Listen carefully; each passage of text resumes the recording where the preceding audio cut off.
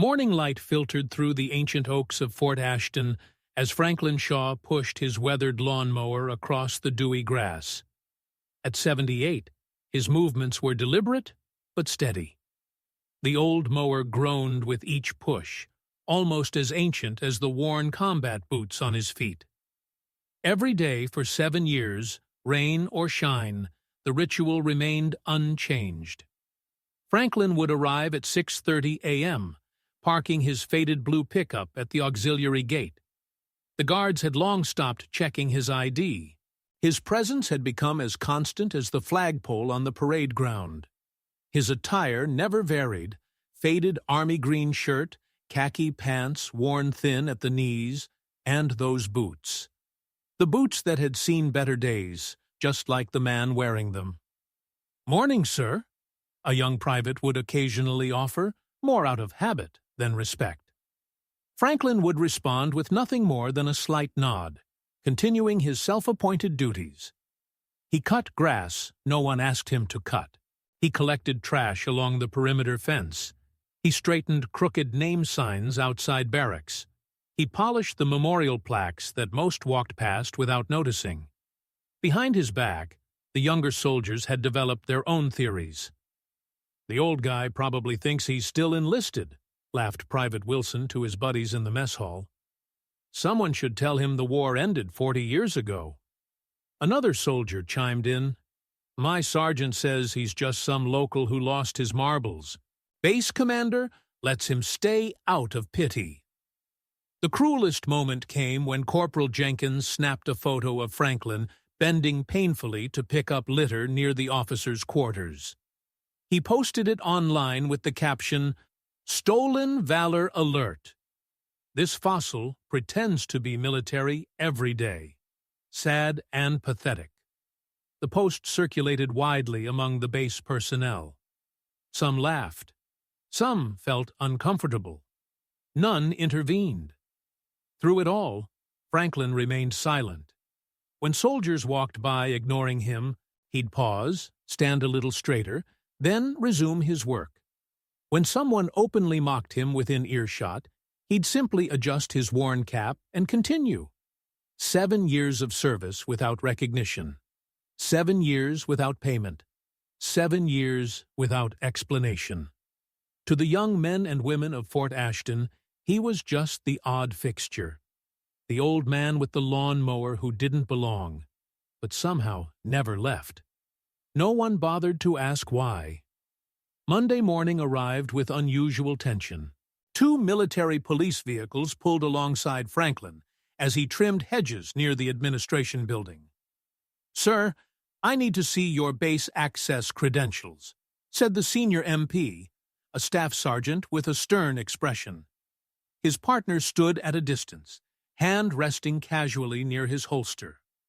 Franklin straightened slowly, back protesting the movement.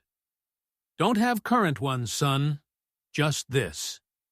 He reached for his wallet, extracting a faded military ID, discharge papers from 1986. "Sir, this isn't valid access documentation. Are you a contractor? Base employee?" Franklin shook his head. "Then I'll need you to come with us to the security office.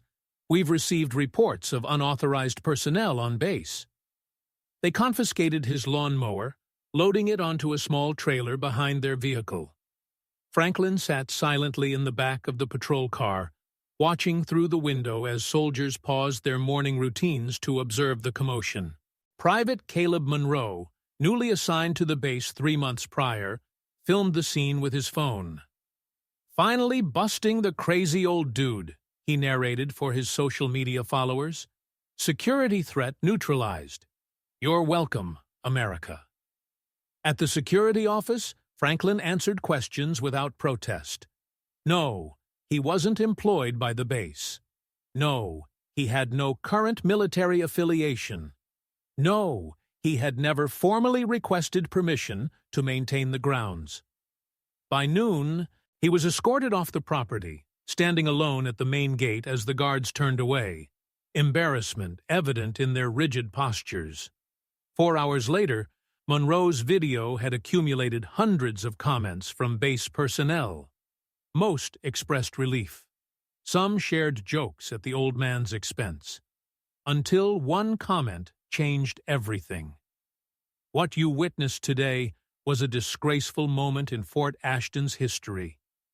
The man in this video is Lieutenant General Franklin Shaw, former commander of this very installation. The man who led the rescue operation of the 22nd Battalion at Grenada.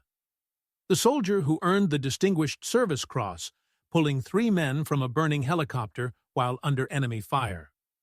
The strategist who wrote half the tactical manuals you studied in training.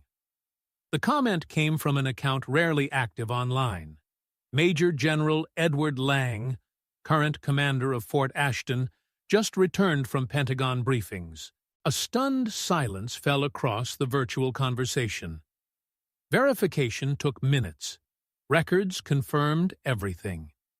The old man with the lawnmower was indeed Lieutenant General Franklin Shaw, retired, one of the most decorated officers in Fort Ashton's history. Private Monroe deleted his post, but screenshots had already spread beyond recall. By evening, the entire base knew. They had spent years mocking a legend, and no one could understand why he had never corrected them. If you believe true leaders don't need introductions, but silently show the way, follow dignity stories, tales that make us bow our heads in respect. The sunrise painted Fort Ashton in gold when 3 military Humvees pulled up outside a modest ranch house on Maple Street, just 2 miles from the base. 4 soldiers in dress uniforms emerged, followed by Major General Lang himself. Franklin Shaw opened his door before they reached it, coffee mug in hand. He'd been expecting them. "General Shaw," Lang said, rendering a perfect salute. "May we come in, sir?" Franklin nodded, stepping aside. His living room was simple, military neat but sparse. The only decorations were faded photographs and a shadow box containing medals rarely seen outside of history books. "I owe you an apology, sir," Lang began, declining the offered coffee.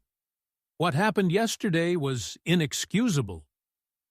Franklin settled into his armchair, seeming smaller without his usual purpose. "No apology needed. General, your men were doing their job." "But, sir, I have to ask." Lang leaned forward, voicing the question consuming the entire base. "Why didn't you tell them who you are? All these years. Why maintain grounds anonymously when you once commanded the entire installation?" Franklin's weathered hands wrapped around his coffee mug. The silence stretched until everyone in the room felt its weight. "If they needed to be told," he finally said, "then they weren't ready to follow." That afternoon, an unprecedented all-hands assembly convened on the parade ground. Every soldier, every civilian employee, everyone connected to Fort Ashton stood at attention under the unforgiving sun. A simple civilian sedan approached. When Franklin Shaw stepped out, wearing the same faded shirt and worn boots, a visible ripple moved through the formation. Several faces paled in recognition. Major General Lang took the microphone. "Today, I'm addressing a failure of institutional memory, of respect, of leadership." His voice carried across the silent ranks. "The man beside me trained officers like myself. He wrote the manuals you still study. His strategies saved countless American lives. And for 7 years, he has cared for this base. Unrecognized, unthanked, and unpaid." Lang turned to Franklin. "Lieutenant General Shaw never stopped serving, even when we forgot who he was." From the front row, several senior officers stepped forward, rendering salutes that would have made drill instructors proud. Then, unexpectedly, Private Caleb Monroe broke formation. The young soldier who had filmed and mocked Franklin approached with visible trepidation. He halted, saluted with trembling precision, and spoke loudly enough for nearby ranks to hear. "Sir, I publicly disrespected you. I filmed you being removed from base and made fun of you online. I'm the one who called security because I thought you were trespassing.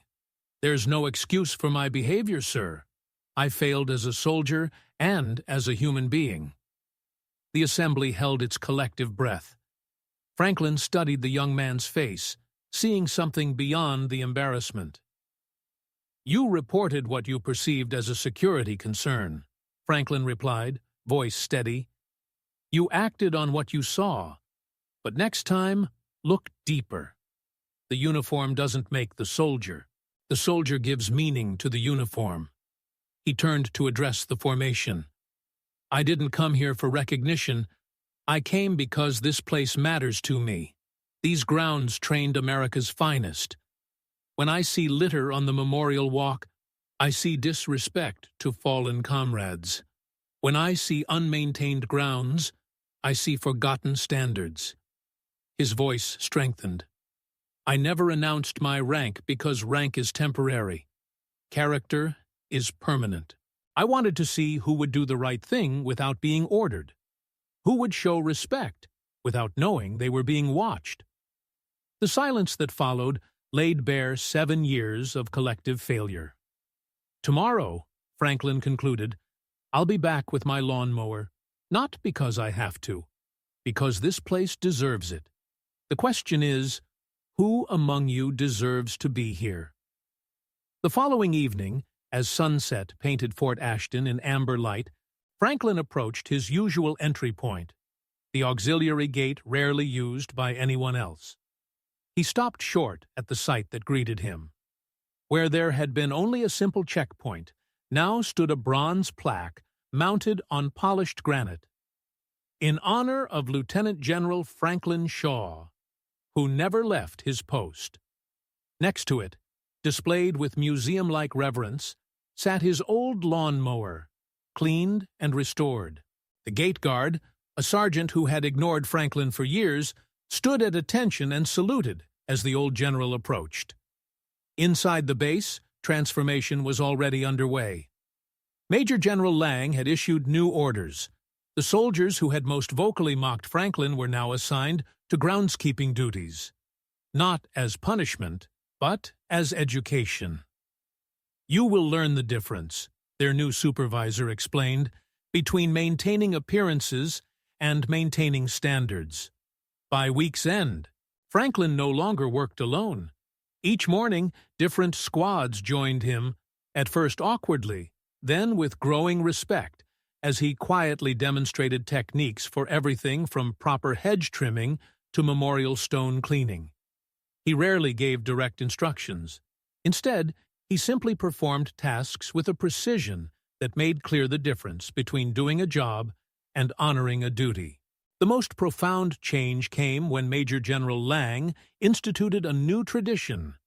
Every incoming soldier to Fort Ashton would now read the biography of Lieutenant General Shaw as part of their orientation.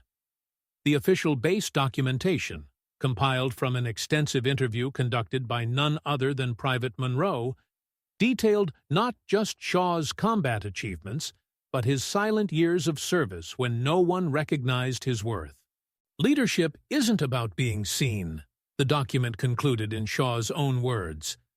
"It's about seeing what needs to be done." The old lawnmower remained on display, but Franklin brought a new one, and this time he never lacked for helping hands.